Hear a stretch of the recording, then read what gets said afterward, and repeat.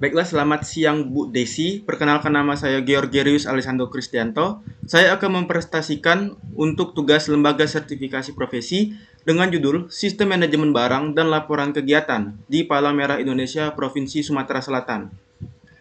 Profil tempat kerja, PMI Sumatera Selatan berlokasi di Jalan Kartini, Talang Semut, Kecamatan Bukit Kecil, Kota Palembang, Sumatera Selatan, Indonesia. Markas ini berfungsi sebagai penyimpanan logistik ketika terjadi bencana, yaitu seperti family kit, baby kit, dan high kit. Ketiga kit ini memiliki fungsi dan isi yang berbeda sesuai kegunaannya nanti pada saat disalurkan. Adapun perumusan masalah yang ada pada Palang Merah Indonesia ini, pertama, pada proses pencatatan, manajemen barang sering terjadi perbedaan antara barang masuk dan barang keluar yang mengakibatkan ketidaksesuaian antara stok yang ada dengan stok yang ada di sistem. Kemudian, riwayat persediaan baik barang masuk dan barang keluar tidak tersedia sehingga mengalami kesulitan dalam melihat riwayat persediaan. Ketiga, pembuatan laporan kegiatan belum terotomatisasi sehingga membutuhkan waktu yang lama. Tujuan dibuatnya SRS ini adalah merumuskan kebutuhan serta menggambarkan rancangan sistem manajemen barang dan laporan kegiatan di Palang Merah Indonesia, Sumatera Selatan, yang akan dikembangkan sebagai solusi terhadap berbagai kendala dalam pengelolaan barang, seperti perbedaan pencatatan barang yang menyebabkan ketidaksesuaian, tidak adanya riwayat persediaan, dan pembuatan laporan yang memiliki waktu pembuatan cukup lama.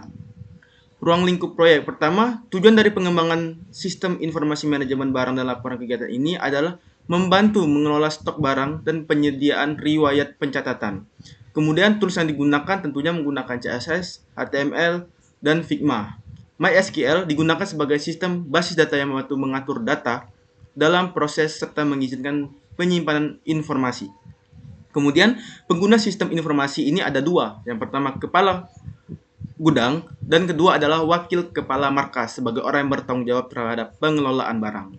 Kemudian ada beberapa fitur seperti login logout untuk authentication, fitur inventory, dan fitur lainnya yang akan saya jelaskan di tampilan UI.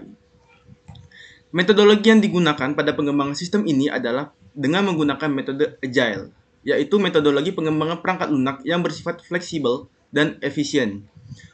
Pertama ada plan, design, develop, test, deploy, review, dan launch.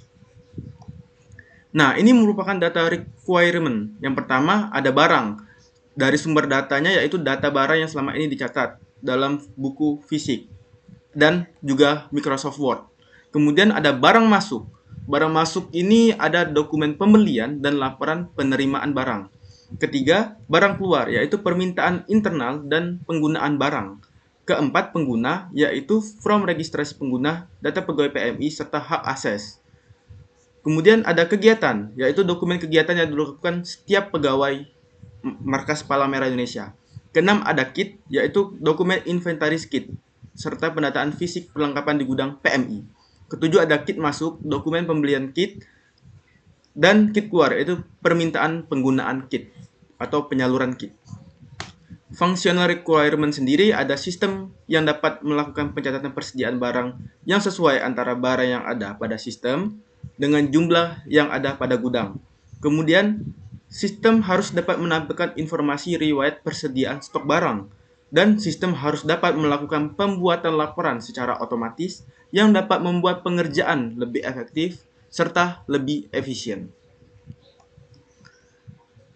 Kemudian daftar non-functional requirement. Pertama, sistem harus memproses pencatatan barang masuk, barang keluar, serta penampilan riwayat persediaan dalam waktu maksimal 3 detik untuk setiap permintaan.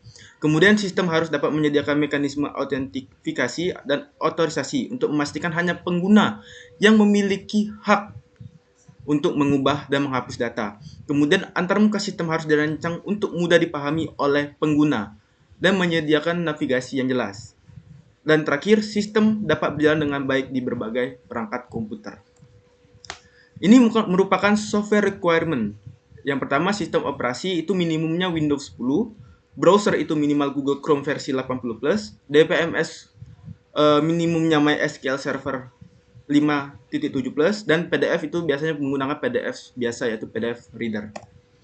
Hardware requirement-nya yang pertama ada RAM, itu 8 GB direkomendasikan agar sistem dapat lebih lancar. Kemudian prosesor Intel Core i3, VGA itu biasanya bawaan dari komputer juga tidak apa, tidak perlu tambahan. Networking itu bisa menggunakan WiFi, bisa menggunakan LAN, dan monitor itu resolusi 1366 kali 768 untuk kemudahan yang melihat. Ini merupakan ERD. Pertama, ada entitas barang keluar yang di dalamnya ada atribut tanggal keluar, ID kit keluar, tujuan, tanggung jawab, serta jumlah. Kemudian ada entitas kit di mana di dalamnya terdapat atribut ID kit, nama kit, jumlah kit, serta jumlah barang. Kemudian ada entitas barang, di dalamnya terdapat ID barang, nama barang, jenis, stok, foto barang.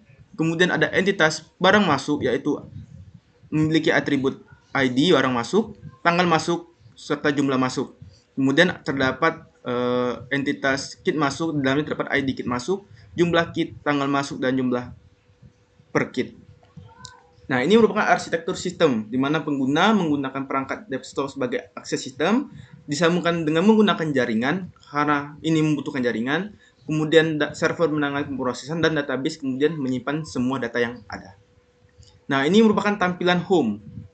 Ini tampilan login, bisa memasukkan email dan password, kemudian login. Nah, ini merupakan dashboard. Dashboard ini terdapat berbagai macam fitur, bisa dilihat.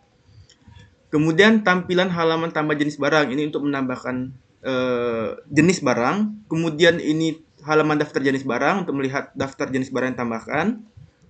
Halaman tambah barang untuk menambahkan nama-nama barang.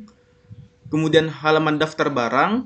Kemudian tambah barang masuk untuk menambahkan barang masuk.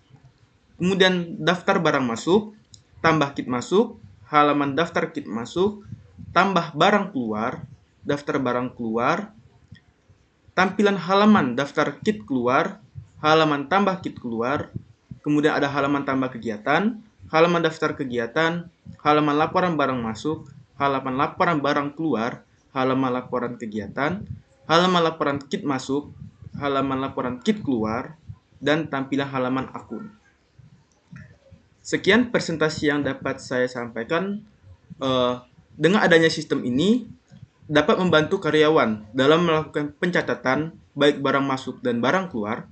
Selain itu, memudahkan karyawan untuk melihat riwayat barang masuk dan barang keluar yang disalurkan ke korban bencana. Dan yang terakhir adalah pembuatan laporan secara otomatis yang dapat memudahkan karyawan untuk mencari laporan yang telah dibuat dan dapat langsung diekstrak ke dalam PDF atau ke Excel. Mungkin itu saja yang dapat presentasikan. Mohon maaf jika terjadi kesalahan kata karena waktu kita hanya singkat. Terima kasih atas perhatiannya. Mohon kritik dan saran. Terima kasih.